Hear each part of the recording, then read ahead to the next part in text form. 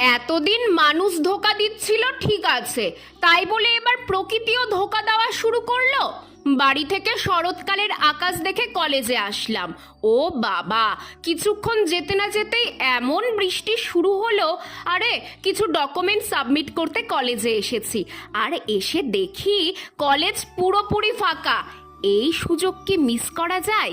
চোরের মন যেমন পুলিশ পুলিশ, আমার মনও তেমনি গাছ গাছ করে। কিন্তু কাজ শেষ করতে করতেই বৃষ্টি চলে এলো। তবে এবার বৃষ্টিও আমাকে আটকাতে পারেনি। ঠিক করলাম ভিজে ভিজেই গাছ চুরি করব। কিন্তু নেব কি গাছ? কম বেশি সবই তো আমার ছাদ বাগানে আছে। এমন সময় চোখে পড়লো এই দোপাটি গাছগুলো।